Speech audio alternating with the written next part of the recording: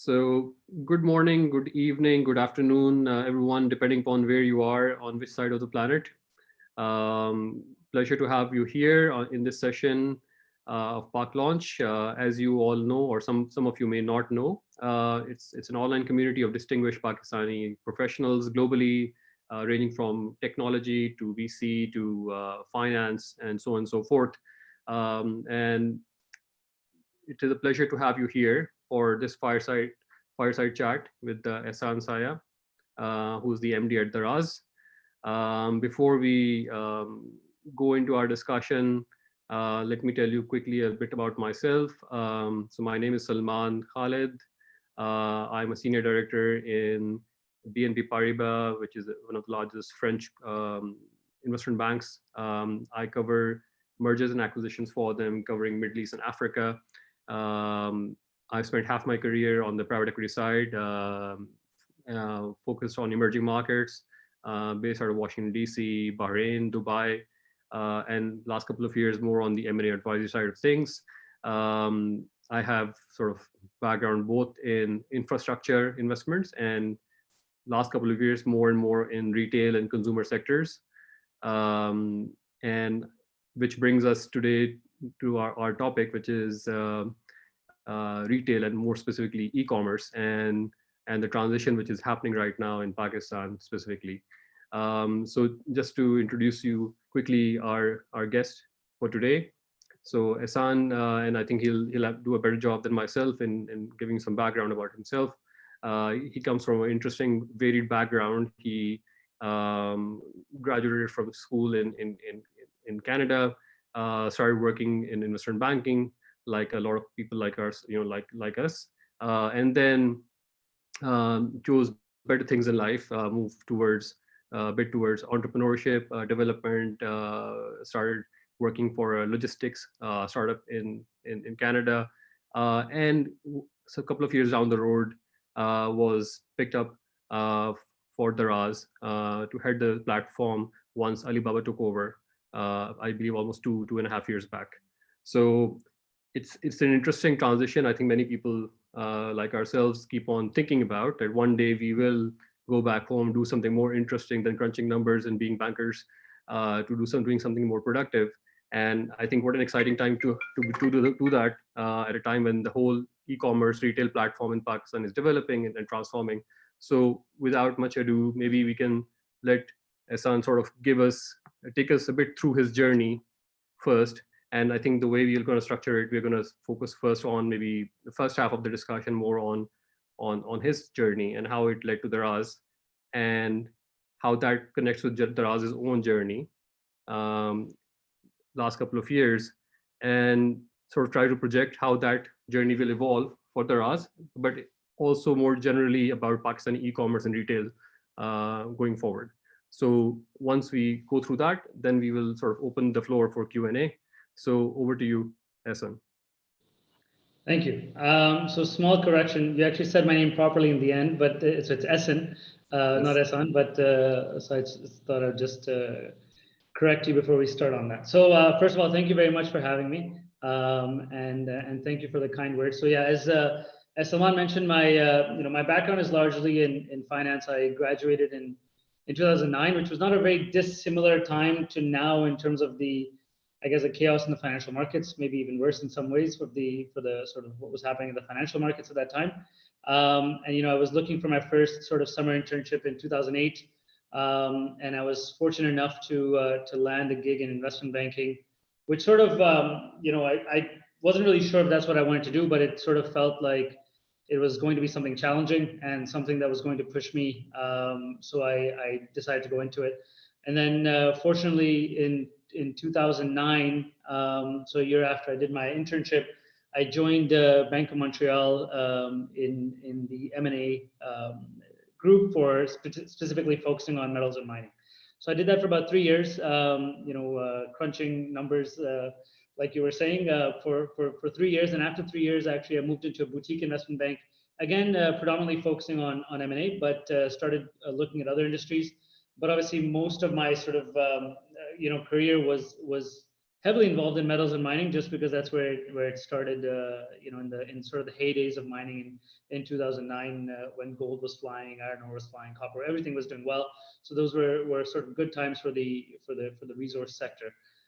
Then while I was actually doing my gig in the boutique investment bank, I started a company called Joeyco, which was a last mile logistics company, and that sort of is what got me into venturing into the space of startups and e-commerce, and more particularly on the logistics side. So I started working on a logistics startup with a few partners, and we focused on essentially providing businesses a solution where we would take their products from their distribution centers all the way to the consumer's doorstep, but really in a way where we were focused predominantly on empowering we would call them Joeys, who are the riders, empowering the riders and the Joeys.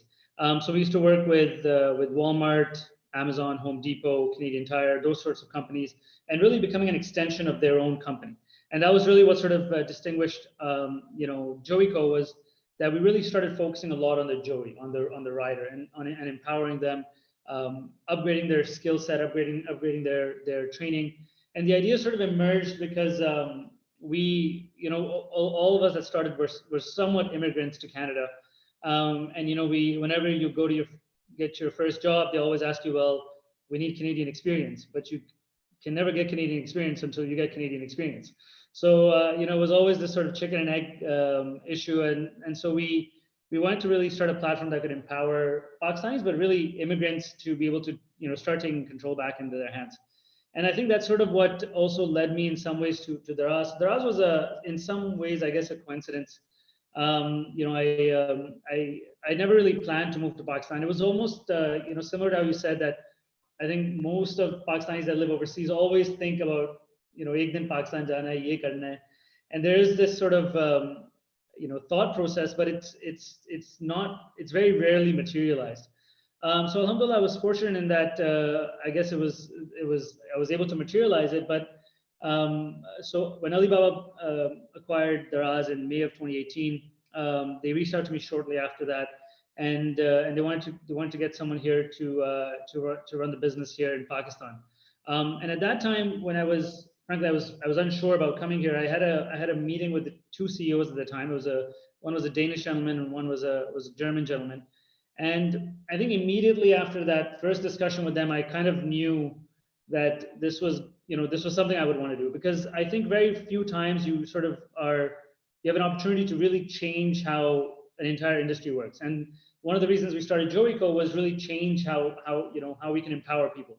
And I felt that this was an opportunity where I could really find a way to empower millions of people in Pakistan by really revolutionizing the way commerce worked. Was it going to be difficult? Yeah, with most certainty. Was it going to come with its own challenges? Yes. But I think I've always, and this was sort of maybe a bit, even when as a kid, I moved around a lot as a kid. So I was always always getting displaced and uncomfortable in many ways. So I think this is sort of maybe it's a sort of natural area I go towards, is being uncomfortable. So I think I knew this was going to be something that was going to make me uncomfortable. Because I think generally when you're uncomfortable is the only time you really grow. And I know personally, if I become uncomfortable, you sort of start becoming complacent. So Daraz was an opportunity where I could grow personally by being in an uncomfortable situation where I've never lived in Pakistan, and I have to come here and figure it out. And at the same time, I could fulfill my own desire to be able to empower people, something that I was not able to do being in investment banking for a long time. Thank you. So here you are. So you moved from Canada. You're in Karachi. You have this country of 220 million people, which maybe has less than 1% modern retail, and here you are leapfrogging, going direct from traditional retail directly to e-commerce. So what were the sort of the biggest challenges that you came across and over the last couple of years? And if you would rate, let's say, the top 3 challenges that you have, things you sort of keep you up at night, what would they be, and how do you see addressing them? Yeah, I think the 3 biggest challenges are number 1 is logistics, number 2 is digital payments, and number 3 is customer trust.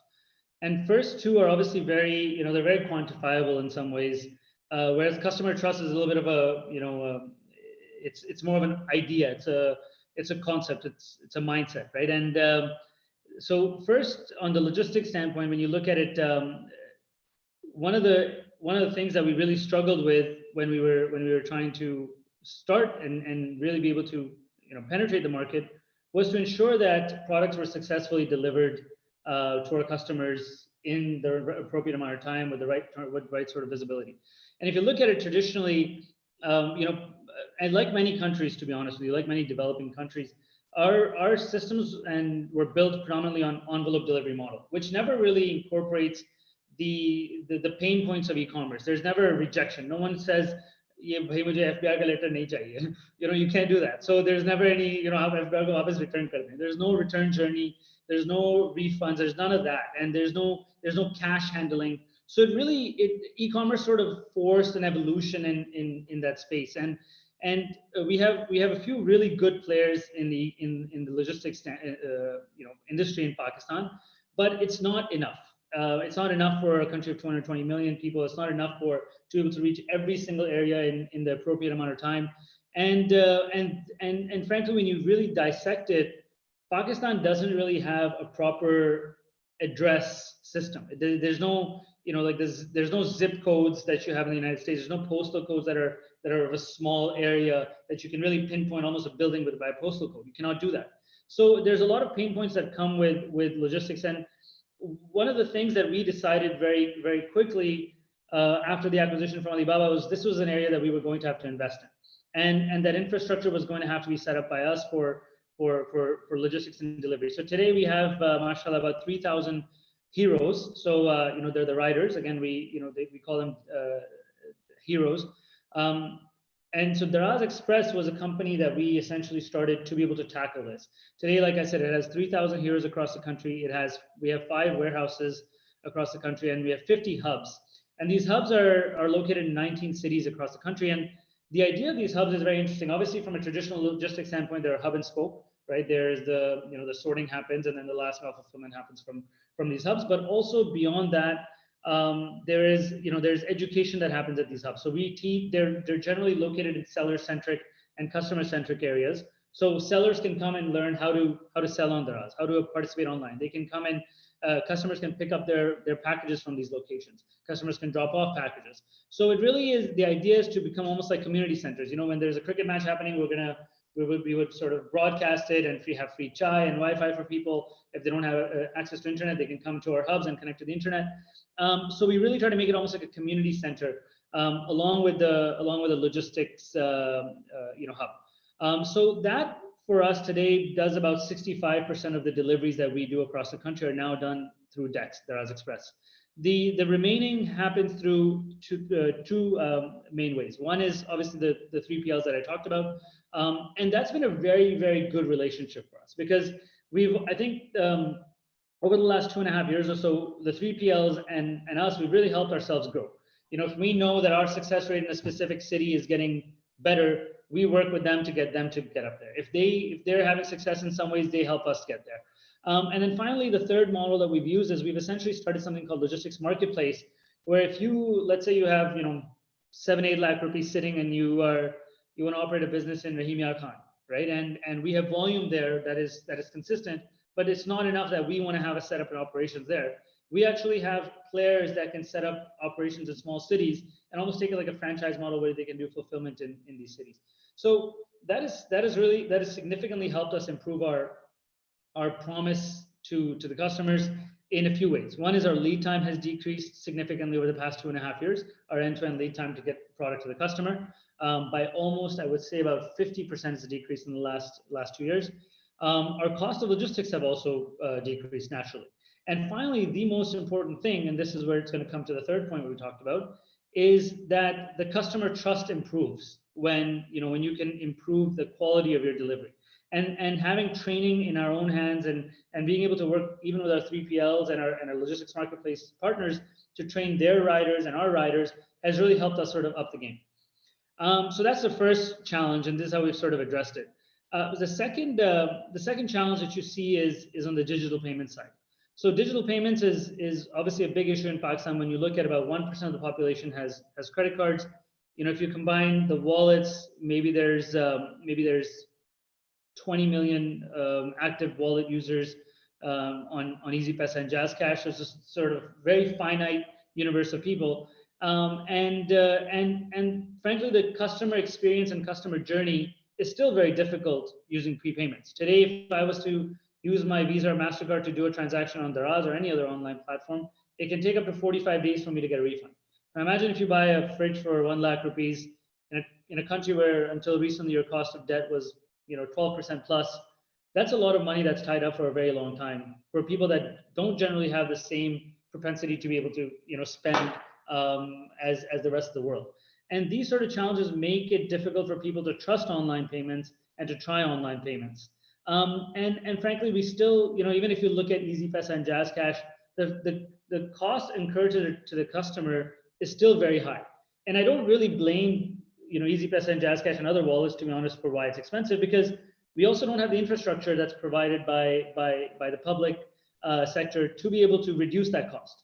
The tax incentives that are still there. I mean, even if you're sort of SECD customer sending money to some village, you still have to pay a significant amount as a percentage on the transaction to send the money, and then you still have to pay the tax on top of that. So there's no incentive being created, and I think that's something that in the last few months the government has tried to become more active. So recently the Punjab government passed a regulation, and it's still being tweaked now. But if you go to a restaurant and you pay with a card, your tax is 5% versus the regular 13%. So now what this does is this incentivizes the customer to go to the restaurant and say, "Bhai, mujhe card se payment karni hai." And that's really where the changes start evolving.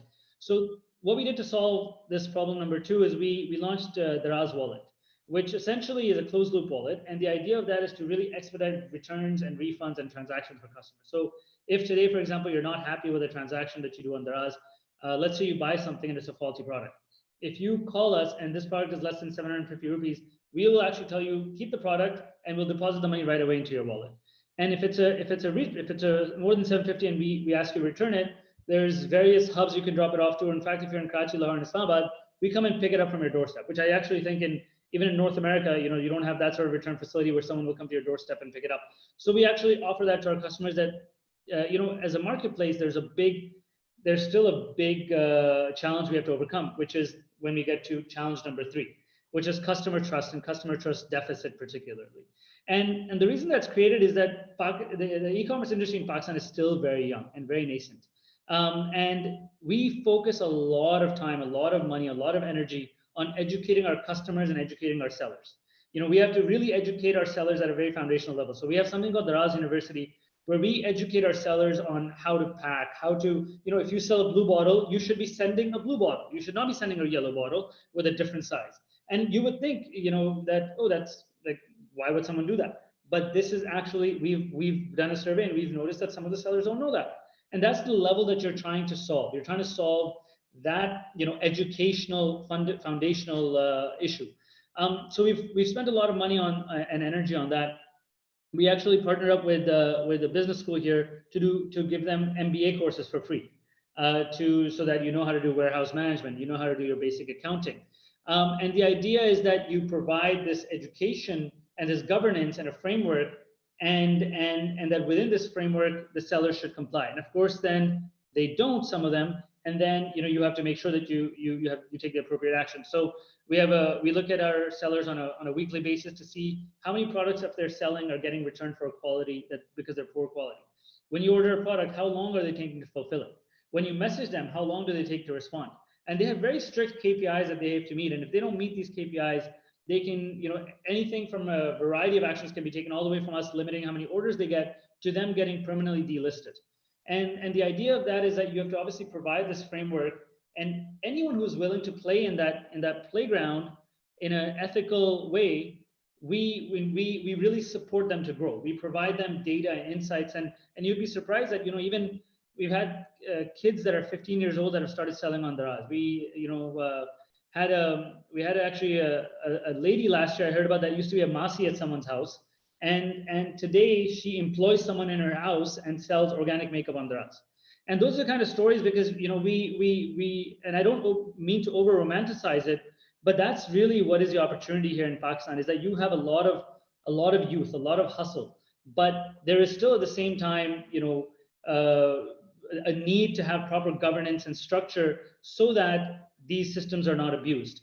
And that's really where we really try to focus a lot of our efforts on, as well as customer education. Really teaching them what are ratings, what are reviews. That we actually do entire offline campaigns on saying, भाई अगर आप चीज खरीद रहे हैं तो आप review देखें, रेटिंग देखें, आप एक सवाल पूछें, जैसे आप दुकानदार से कोई सवाल पूछते हैं. The same way, that you really are, as you're buying offline, it's a similar transaction you're buying online. You have to do your due diligence. You don't just sort of go blindly into it and just pray for the best, right? And I mean, a lot of times a customer will search for products, filter lowest price to highest price, and then just the first thing that comes up, if they'll see a 100 rupee and the next one will be 1,000 rupees, they won't even look at the difference, right? And of course, we try to make sure that we delist any SKUs that have poor quality, delist any sellers that have poor quality. But at the same time, we have to educate the customers as well that in e-commerce you should always do your research as well, and get smart on the product. I think we have a bunch of questions now coming in. And I think you've touched upon the fact that, this is obviously a market which is maybe in early days in terms of evolution, both on the customer side as well as the seller side.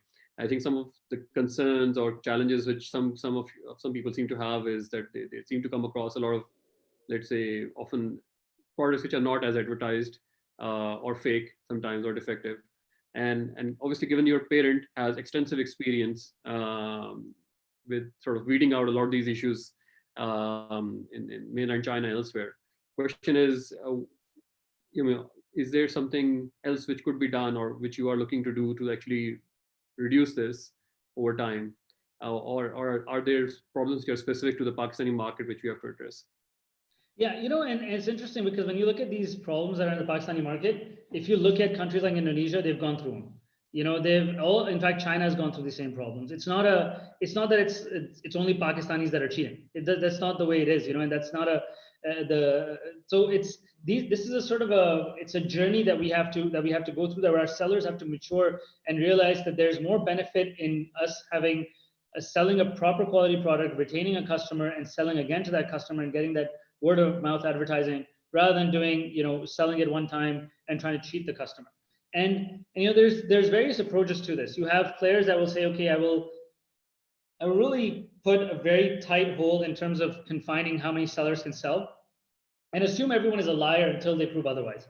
Whereas I think our system is really built to also scale and grow, is that we make sure that we educate the sellers, we test them, we penalize them, and if they don't perform, then we get rid of them out of our system. And at the same time, it's super important to always protect your customer. So there's no customer on Daraz that will call and say, "Ki bhai, mujhe falana product nakli aaya hai," and he will be stuck with the product, or he will not get a refund.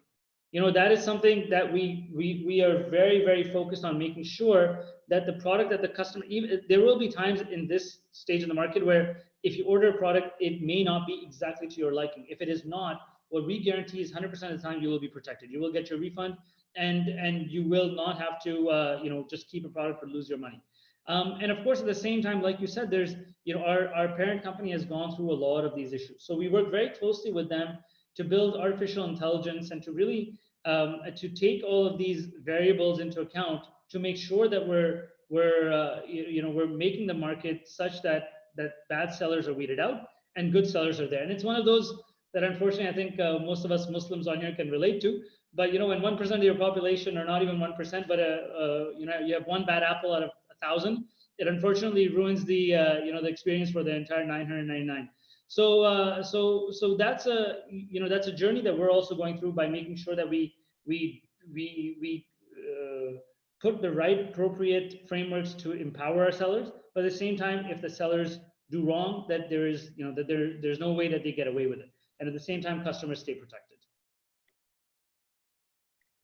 So I think there's a couple of questions coming around your wallet. So I think the general comment from some people is that the wallet's functionality is at the moment somewhat limited. So, for example, you cannot use, let's say, the credit in your wallet with another form of payment combined, and the limitations on what you can do about it. So, how do you see evolution of this wallet in general? And I guess, given again coming back to your parent and Alipay and how that has grown, how do you see the evolution of this product versus, let's say, other competing wallets and payment options available coming to the market in Pakistan?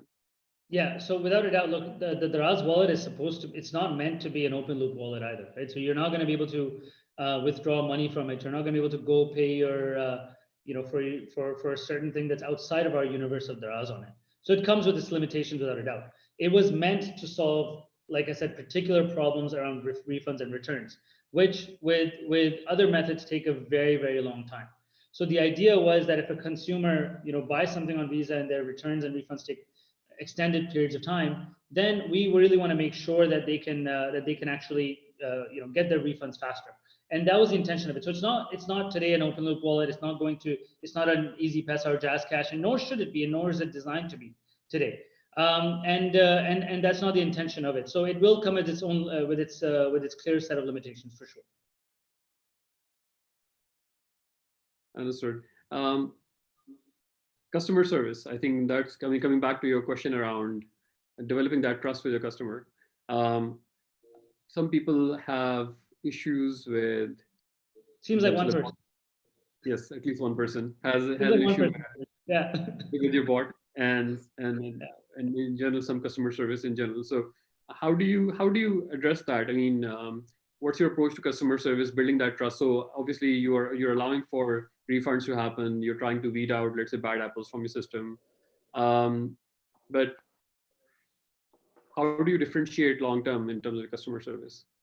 Yeah, I think look, I think it's in terms of customer service, there's a few things that even if you look at North American competitors, they will probably not have the same. But in Pakistan today, it's very important that as a consumer that buys on Daraz, you should be able to call and speak to someone, or you should be able to chat with them and get their problem resolved. So if I look at today, we have a fleet of about 350 care champs, who are the agents that we have that are available about 12 hours a day to be able to answer any questions. And you get very interesting. Someone will call and be like, yeah, mujhe ek refrigerator chahiye, bataएं kaun sa lena chahiye.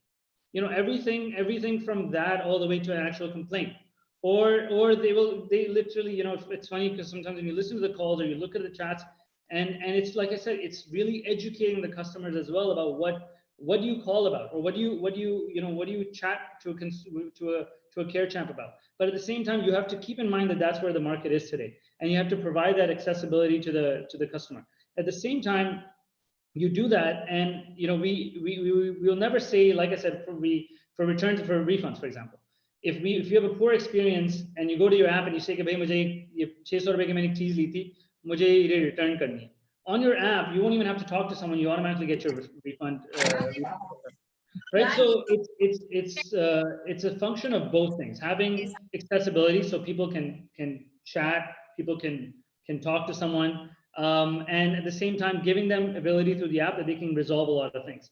What we're also trying to do now is to work with chatbots that Alibaba has, and obviously it's been interesting to translate languages, but we're trying to work so that customers can actually get a lot of their responses faster. We look at their particular questions that they have, and what are the biggest issues, and try to really build into the chatbot so that you don't have to wait 30 seconds even. And our average, about 95% of our calls and chats are answered within 30 seconds. So we try to make sure that even you don't have to wait that 30 seconds, that when you go to your app and you say, "Bhai, mera order kahan hai?" So immediately the chatbot will tell you, "Bhai, aapka ye product idhar pahuncha hua hai, and you'll get it on this date." Interesting. So, Ehsan, I mean, obviously you don't have a Pakistan specific operation today. So there is obviously a regional platform here. How do you synergize between your operations across these different countries? Is there an opportunity, for example, to source products from different countries, let's say within the region, cross fertilize those products? or are we looking at individual, let's say, islands of operations within the RAS? So backend operations, I guess, are easy to sort of centralize. But are you also looking at cross-fertilizing products from one market to another market here? Yeah, that's a very good question. So maybe I'll explain the structure really quickly, just for the benefit of everyone. So Daraz is actually in 5 countries, though it started in Pakistan in 2012. Daraz acquired a company called Kemu, which had operations in Myanmar, Bangladesh, and Nepal and Sri Lanka. And so Daraz today is in 5 countries: so Pakistan, Bangladesh, Sri Lanka, Nepal, and Myanmar. The central operations today are they still sit in Pakistan. So our product team is in Pakistan, our data team is in Pakistan. Every country has its own individual sort of, the main functions, but the central the central product data, all that happens in Pakistan, which I think is great for Pakistan. The topic you're speaking about is actually something that we are working on, but it's not something that we offer today, unfortunately. The regulations and the duty structure across the 5 countries, it's not so conducive today that it's easy. But it is something that we're working on, and I saw a question actually on exports as well, because that's something that we've also been trying to promote. So we've launched Daraz Exports, which works directly with Pakistani exporters and gets them listed on Alibaba.com, as well as managing their pages. And the goal with that is, today, of course, that we're essentially just listing and managing, but the goal is that we want to make it easier for them to be able to transact with other countries through the Alibaba.com platform. And Pakistan is actually one of the key markets for Alibaba.com, in their top 10 markets that they're interested in, that they want to build. So that's today, like I said, it doesn't exist, but it is a market and an opportunity that we definitely do see, because you look at a lot of the things that Bengalis want, they exist in Pakistan, and what Sri Lanka wants, it exists in Pakistan. So there is a big opportunity there. Unfortunately, it doesn't happen today, but inshallah, we're hoping to build that up in the next few years. So that's all good, but we are obviously at a stage in the market where maybe it's relatively early stage, maybe a couple of years behind some of the other larger countries in the region. How do you see this market evolving, and how do you see with that market, how do you see Daraz evolving? Because you see that happening in other markets. You first go for the, let's say, large scale e-commerce players, then you see people focusing on niches, and then you have niche specialists emerging. So, and you see that across the board in the neighborhood. You see it in other markets like Indonesia, you see it in Brazil, you see it in Turkey. So where do you see the greatest opportunity for e-commerce specifically in Pakistan, and which, if you were to sort of give advice today to entrepreneurs or venture capitalists who are looking for the next big thing in Pakistan, within the e-commerce universe, which are the niches where you see the greatest opportunity?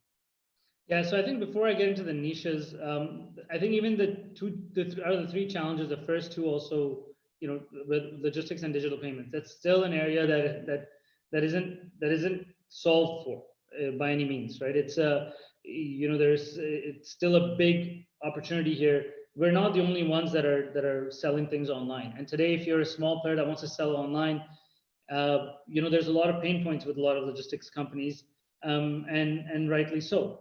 In some instances, right? So there's opportunities in logistics, and Pakistan, when you look at the last sort of 12 to 18 months, logistics is an area that has attracted probably most of the capital, whether that's on the delivery side or whether that's on the public transportation side. It's an area that has attracted capital, right? Like I said, rightly so, because there's a big opportunity there. Digital payments is another area that's sort of, you keep sort of knocking at the doors of disruption, but unfortunately is not able to push it open. But that's something I think also the state bank is working hard on to be able to solve. There's a lot of players that are trying to solve it. It's frankly not very easy today, right? Like I said, it's very difficult to get people to get banked, and you really have to come up with a solution that they want to buy into, and a solution that is cheap. Because if I give you 100 rupees and you give 100 rupees to someone else, at the end of the day, it's 100 rupees. Whereas with digital payments, that's not necessarily the way. So that's the second area that I think has a lot of opportunity. And then finally, similar to what you said in other markets where people are starting to get into niches, That is also happening in Pakistan now. Whether that's in and the two areas that I've noticed that's happening the most is fashion and groceries. And it's a very obvious reason. Fashion, has good margins, so you can sort of recover some of the cost of logistics, because that is generally the biggest cost in an e-commerce company is your logistics. So when you have 15, 18, 20% margins, maybe more, you can start covering a little some of that with to cover your cost of logistics. The same thing with groceries, is that it's a very repetitive behavior. You're buying groceries all the time. It's still it's a very, very small market. I mean, already the organized grocery space in Pakistan it's negligible at best. There's no organized sort of players that are across the country. In fact, I wouldn't even say across the country. I would not even within Karachi, Lahore, Islamabad do you have one player that has a stronghold. So now getting into e-commerce is even it's a completely different challenge. And to be able to teach people to buy online and to get them to trust online, that's definitely an area that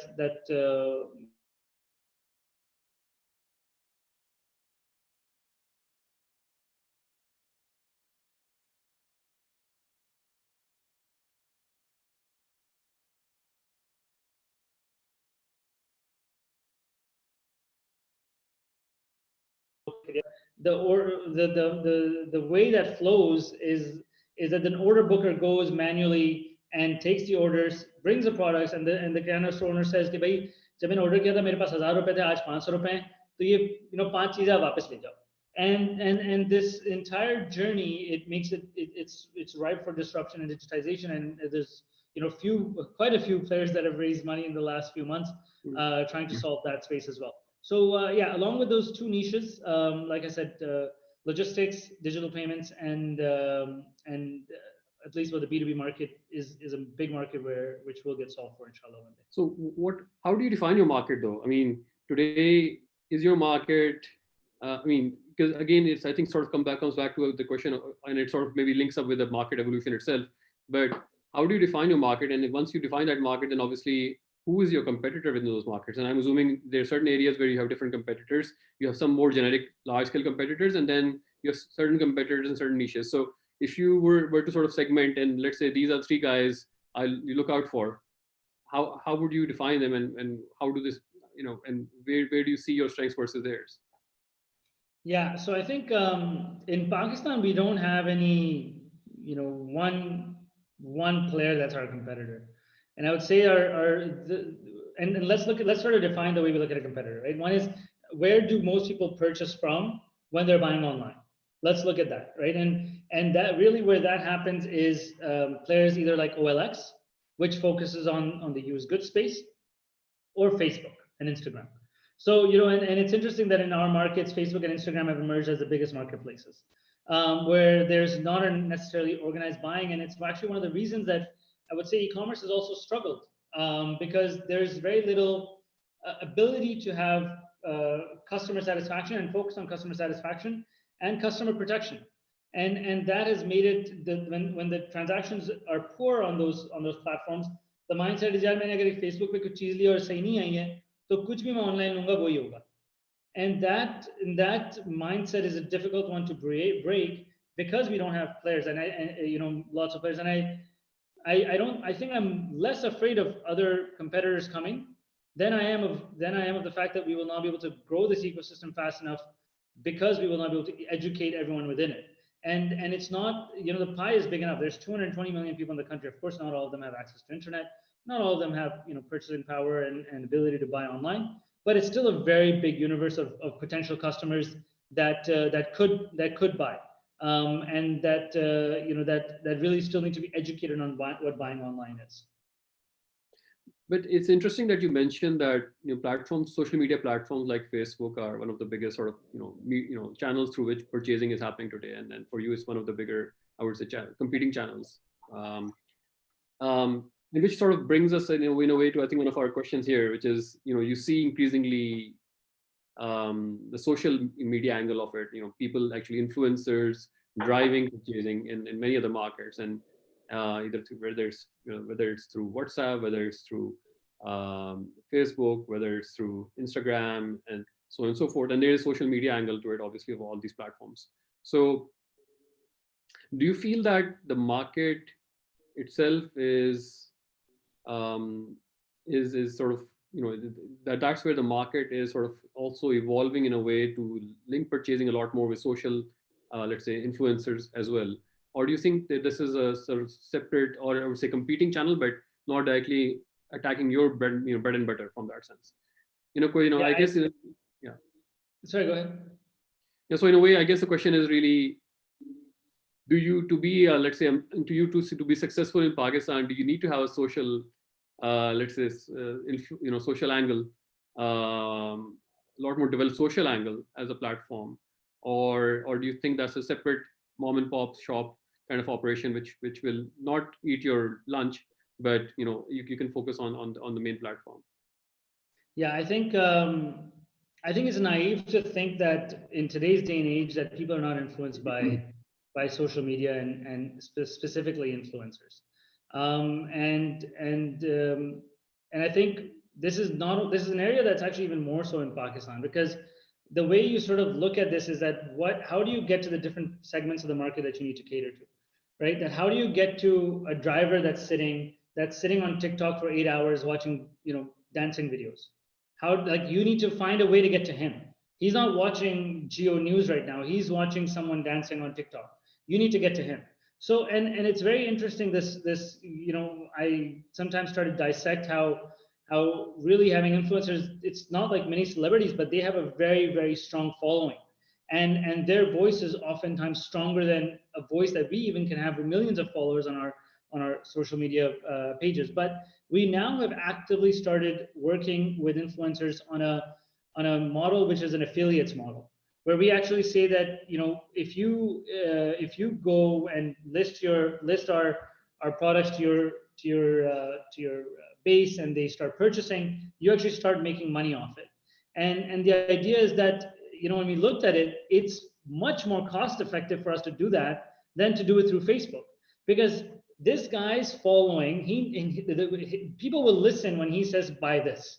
Whereas if you get a Facebook ad, it doesn't have the same sort of influence as someone that you look up to, some fitness freak that tells you to buy something, and you listen to that person very, very closely. So we actually, when we looked at our costs, they're a lot more efficient, and there's no sort of just noise. It's not that you're just seeing Daraz, Daraz, Daraz, Daraz. It's actually going to the person that is interested in buying something, and hence you then reward the influencers accordingly as well. So it's definitely an area that we have that we work very actively in. And the second part of it is performance marketing, right? That we're super. I would say in Pakistan we're probably, I say this very humbly, but I think we're probably the best in Pakistan in terms of performance marketing, because we're a very data-driven company. We look at the data from the Daraz app when someone comes, and we work with both Facebook and Google to optimize those spends to make sure that what is appropriate is being shown to the right individual at the right time. And the idea, in fact, in Pakistan, it's very interesting that the bids on Facebook and Google are a lot cheaper than other parts of the world, because there's still a lack of understanding of performance marketing versus the rest of the world. So there's not as many people that are competing for the same amount of customers that exist. So it's actually a very good way to be able to get to a very active customer base. And that's the second method we use on social media besides the influencers side. I think we're sort of jumping back a little bit again, I think in our questions, but so I think we talked a little bit about our market earlier. So if you do your market sizing today, how big is that, and how do you see it growing next couple of years? Yeah, I mean, it's very, so I'll tell you what the difficulty in answering that question, and I always refrain from answering it because I cannot do it so accurately. And that's because there's a big chunk of the market that happens on cash on delivery. And that's very, very difficult to gauge, in a way that you can actually, so there are guesses as to how big the market is. But I always refrain from having a personal opinion on it because it's very difficult for me to opine on that 80% of the market that's being done a certain way, and it's very different on every single platform. So I would prefer not to put a number to that, just because I don't think I can do it accurately. Okay, so how fast are you growing? I think that's a simpler question to ask. Yeah. Okay. Well, so we generally, look, our if we're not growing anywhere between 80 to 100%, then we're doing something wrong. So that's sort of our aim, is that year over year we want to try to grow anywhere between 80 and 100%. Some years, maybe a little bit lower, and some years maybe a little bit higher. Okay. And that's a very good question in this way too, because you can at least gauge through how fast we are growing, how fast the market is probably growing, because we are the leading player in, at least in e-commerce marketplaces. So you can gauge it to some degree. I think that's sort of two interconnected questions. So, I mean, a lot of people here on this call, I think, are people like yourself. Maybe a couple of years ago, we keep on hypothesizing and fantasizing about maybe one day moving back home, and so I think the question really is, what would you, if you had one or two advices you would like to give people like ourselves, who do want to move back to Pakistan at some point, what would it be? And knowing what you know now, would you do it again? And I think that's sort of yeah. So yeah, maybe I'll answer your second question first. I think it'll help sort of answer the first part. But I would do it again, 100 times out of 100. I think it's like I said, I knew it was going to be something that was going to make me uncomfortable, that was going to be difficult. I'd similar to you, I'd come from a very traditional industry, investment banking. I couldn't have a beard. I think one time I had a stubble and I got told off for that. Blue, white shirt, blue tie. Like, that's the world I came from as well. And whereas coming here, I've been very inspired, to be honest. I think, Pakistan has a tremendous amount of hustle. You go to board base and some kid will show up and be like, "Sir, aap paan lenge." Uske piche ek banda hoga, "Sir, aap paan lenge." There is a tremendous amount of people that are just trying to just get stuff done. And when I see two sides particularly, one is our employees at Daraz. Our average age is 26 across over 1,000 employees, and and they are smarter than most of the investment bankers I have met. Most of the cream of the crop that I have met, I have more respect for a lot of the kids that we have in Daraz over them, because and they generally are super smart, super analytical, driven, and they work their butts off. And that, to me, has been something that I don't think I fully appreciated, because every time you come visit Pakistan and you meet a lot of people, I never sort of met so many intelligent people, that when I came here, I realized really what the potential is. And second is our seller base that I get super inspired by. When I told you the story of the Masi, but it's not really, it's dime a dozen. I've heard there was a kid who was 16 years old that lost his father, lived in Gujranwala. Instead of quitting school, he started selling on Daraz, and he was able to make his ends meet by making enough money that things went by. And that sort of drive and hustle, I've never seen it anywhere I've lived in, I think, 11 cities in the world, and I've never seen that sort of hunger and drive anywhere. And that's super inspiring for me. And I would so now to get sort of your first question on what I would advise is, I think one is definitely to be ready to be uncomfortable. That it's not going to be there's not necessarily going to be the same sort of systems to get things done, the same sort of processes to get things done. What it is going to be is a place which has lots of problems and lots of issues, but lots of opportunities to be able to solve those issues by people that are willing to do them. And that is something that you don't necessarily have everywhere in the world, where you have 220 million people. 60-70% of them are below the age of 30 or 30 odd. That have so many issues that need to be solved. And I think that is what sort of brings that is what has been good for me. And I think that's something that all the people that are thinking about can benefit from, is that when they come here, there's a lot of things you learn abroad. Some of that you will need to unlearn, but a lot of that you can benefit Pakistan from, and you can really help a lot of the sort of the next generation of people that are coming, grow. And you see this today when you look at even, you look at Kareem, and they have the Kareem Mafia, right, of people that have started startups from Kareem. And similarly, we have so many kids in Daraz that have gotten trained from, like, there's one kid who does our security who learned from a team of 22 people in China, and we have this 22-year-old kid who's doing it here. And so these kids, sometimes they stay with Daraz, sometimes they move on, sometimes they go to other companies in Pakistan, and that's good, right? That is really what I think is that makes it a good place to work. So I think those are some of the things you should be ready for. I personally would say that if you have the opportunity to do it, and if you're willing to be uncomfortable, then do it. And I think you learn a lot. I've learned a tremendous amount in the last few years, not only in terms of my career, but also about myself, and what my own capacity is. So I think that for me, alhamdulillah, has been a great experience so far. Great. So I think, obviously you know quite a bit about Park Launch, and obviously we have guys from around the world, Pakistani professionals, investment bankers, technology specialists, venture capitalists, so on and so forth. So, question for you: how can we help you? Yeah, I think one of the clear ways is that there's like you said, there's a lot of people that want to move, and we at Daraz, we're always looking for people to actually. Anytime someone reaches out to me that's from outside of Pakistan, I always try to at least have a conversation with them as they're looking to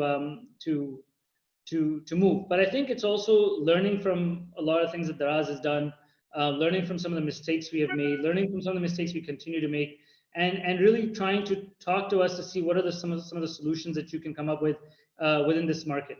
I think there's tremendous amount of knowledge that's on the other side of the globe, and I think even if you bring 2% of the knowledge that the Pakistanis have in the United States, Canada, and Europe over to Pakistan, Pakistan will benefit tremendously from it. So I would encourage all the people on Pak Launch to look at this market very seriously. It's a very attractive market in its potential. It's not an easy market by any means, but it is one that comes with a lot of potential.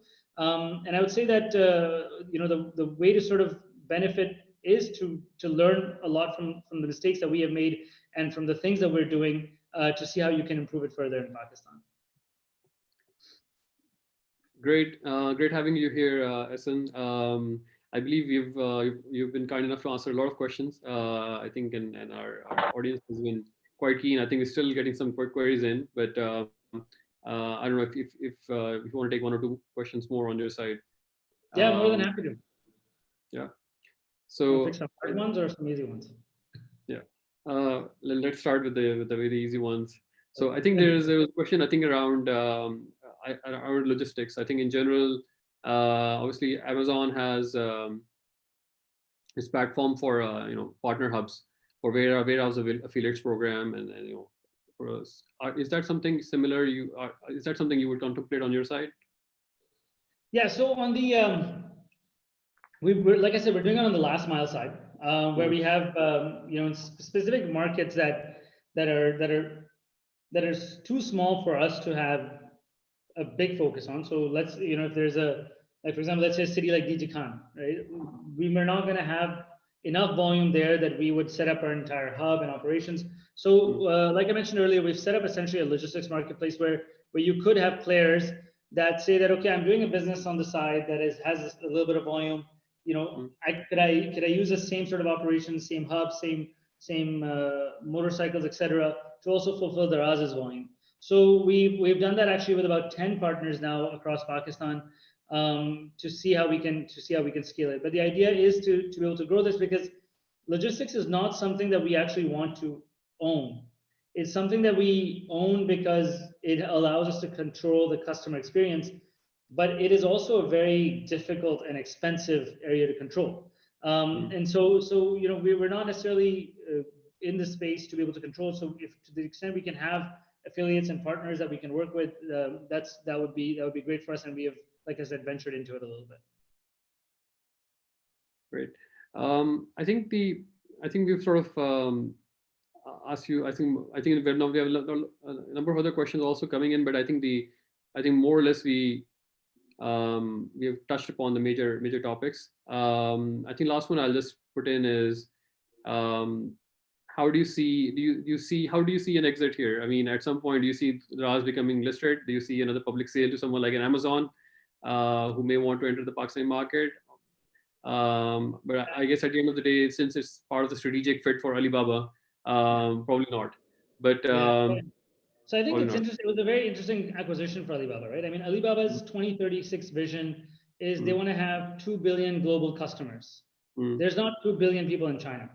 But mm, if you look at Daraz's 5 markets, we have 500 million people in those markets. mm, So we, for a very attractive price, we gave them, a big sort of a big universe of customers that you have access mm, to.